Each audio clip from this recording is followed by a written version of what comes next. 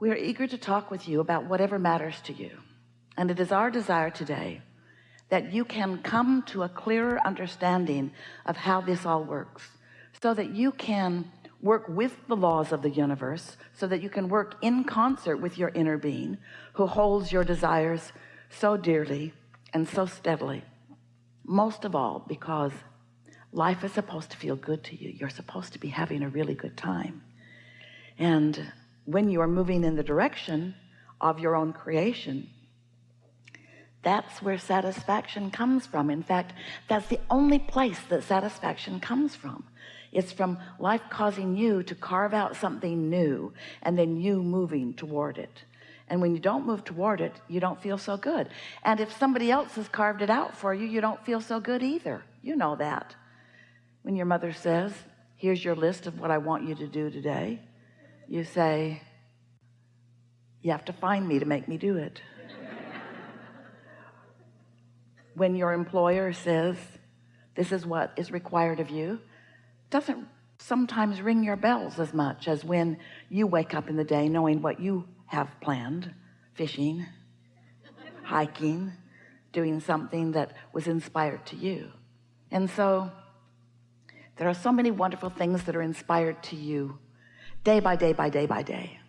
And you have created a vibrational reality, your vortex of attraction, that it would keep you busy for 20 or 30 lifetimes if all of it manifested in a steady linear stream. But you didn't come just to manifest things. You came as the creator of the experience of your own life. And the things are a wonderful part of the creative experience of your own life. We're not trying to talk you out of things, and we're not trying to talk you out of action. In fact, you are an extension of source energy who came into this leading edge time-space reality, because this is where the leading edge is turning to things. And so nothing short of you manifesting everything that you're desiring is what you had planned. You intended that. We just want to help you realize that sometimes you get off track from what you are in the process of creating. You know what the primary reason is that you get off track from what you are creating? You're paying too much attention to what you have created. You keep wanting to look at what is. You keep wanting to take score of the manifestations that are already manifested. And when you look at what is, you're looking at old news. It's like gum you've chewed all the flavor out of. And every moment of your life is causing you to launch new rockets of desire. So you got to keep up with that expansion. And if that gap gets too wide, where you're launching ideas and you feel a brief enthusiasm for them, but you don't then keep flowing in the direction of them, then that gap gets wider and wider as you introduce unnecessary tension into your experience in the form of thoughts or beliefs that are contrary to your own desires. You pick up beliefs all over the place. Sometimes you learn them from others if they're steady about hammering them to you. You pick them up from your own life experience. And most of your beliefs are because you've been observing your own life experience. A belief is only a thought that you continue to think. So let's say something happened in your experience a while back, let's say 20 years ago, and you didn't like it in this example. Well, if something happened 20 years ago and you didn't like it, and you haven't thought about it since, then it's no longer a player. It's not a factor in your vibrational offering. So it's not hindering you in any way. But if it happened 20 years ago and you talked about it then, and then you talked about it 19 years ago and 18 years ago and 17, 16, 15, and you talked about it yesterday, in fact. Oh yeah, I was talking about that yesterday. Then you keep renewing that resistance and bringing it forward. So something that happened, there was just something that happened. You've allowed it to serve as resistance to who you really are and what you really want every day since, or many days since.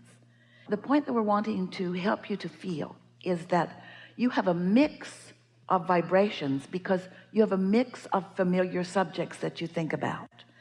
And we're just asking you to pay attention to that mix. because sometimes you want something that your habit of thought doesn't allow.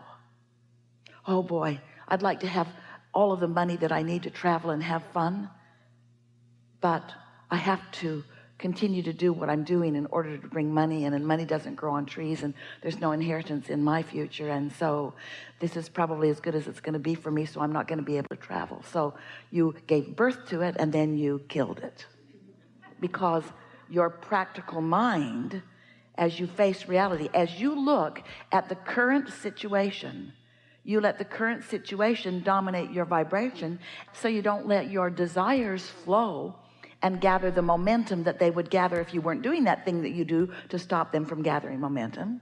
You see what we're getting at? So this conversation, if it really is going to serve you, is about these things.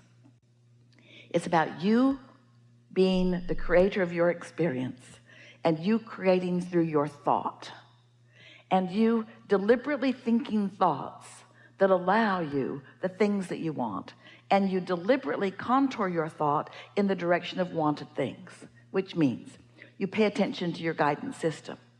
And if you find yourself thinking a thought that doesn't feel good, you stop in the middle of that thought and you say, I could find a better feeling thought. We know you've heard this from us before, but today we are certain that as we move forward, you're going to hear it in different ways. Jerry used to tell the story that when he was sitting in front of a fireplace and the log would spit a spark at him and it would land on his beautiful sweater, he would just flick it off immediately. It was as if it had not happened. But if he didn't flick it off, that spark usually had enough fire and momentum in it to burn a hole in his sweater.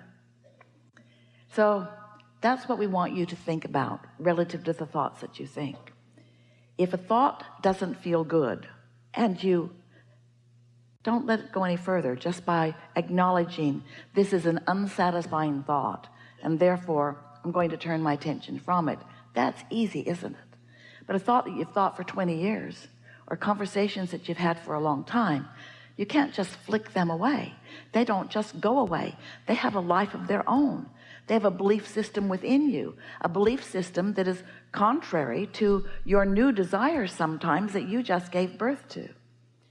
So as we move forward, we'll talk about that. We'll talk about the ways to more easily come into alignment and movement and direction with your own thoughts, because this is such a simple thing to understand. You are creators who are supposed to be happily moving through your life experience. The creative process is supposed to feel fun to you. You focused yourself into this body and into an environment of so much perfect balance and contrast as to give you a constant stream of new ideas about how your life would be better. And each time one of those rockets emanates from you, your inner being shores it up with your inner being's knowledge and attention. And law of attraction focuses too, and all cooperative components are gathered. And the momentum of your desires becomes more and more in this vibrational reality. And while you can't see them because they haven't come into translation enough that you are translating them with your physical senses, you're not yet translating them with your eyes or your ears or your nose or your fingertips or your tongue. They are not that vivid yet, but they are becoming, and you can translate them with your emotions. You can feel the satisfaction of them. You can feel the enthusiasm of them. And if you don't do anything, if you don't think thoughts that bring discouragement instead of satisfaction, that bring fear instead of satisfaction, that bring doubt instead of satisfaction, if you don't let yourself go into those doubtful places, then this momentum of your new desire will gather enough momentum that it will begin to flow to you in a way that you can't miss it. But you've got to be in the receiving mode. You've got to be tuned to that receiving mode. And when you are, then the idea will occur to you, and your enthusiasm for it will grow that much more. And then another idea, and another, and another, and another. And you will stand witness to the creation, to the manifestation, to the physical becoming, to the coming together, to the thoughts turning to things of your own creations. And that's what you came with full intention to do. You're getting so much of that right, and just a little bit of it you are confused about, because you've come to believe that just because something is, it should be considered and that you should give it your attention. You've trained yourself to be objective about things, to be so balanced. I must weigh the pros and the cons and the pluses and the minuses. But you don't realize that you work for yourself and against yourself and for yourself and against yourself when you are considering the things that you do not want. Of course, contrast is there, and you will see things that you do not want. And when you do, what you do want will become clear for a moment. And so the whole key to living happily ever after and to getting what you want is to just lean in the direction of your desires. Lean and feel for the satisfaction factor. And as you find it steadily, what begins to happen is things begin to occur to you. We've been talking to you for a while. Esther's been receiving our blocks of thought and translating them into the physical word equivalent. And we've written many books and talked to many of you in many different cities over time. And in all of those words, the theme that we've been offering to you primarily is this: there is a law of attraction, and you get what you think about, whether you want it or not. So paying attention to what you're thinking about matters. Law of attraction is responding not just to you, the personality that you know as you, but law of attraction is responding to the non-physical inner being you. So when you in your physical form launch a rocket of desire, your inner being takes hold of it, and law of attraction responds to that you as well as this you.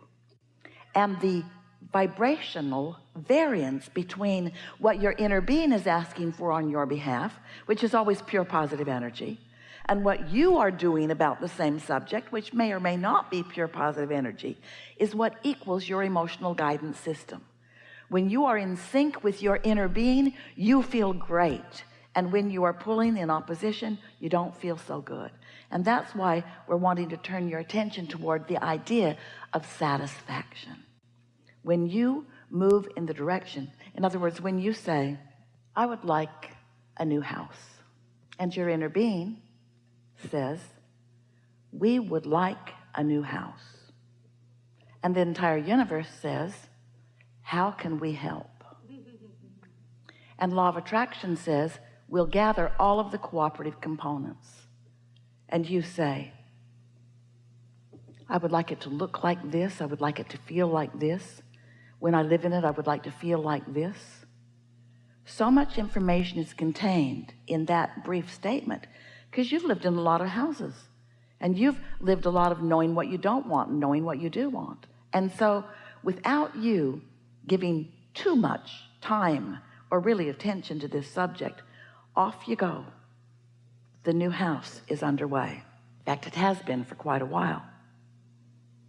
So then you complain about the house you've got because you want to justify the new house.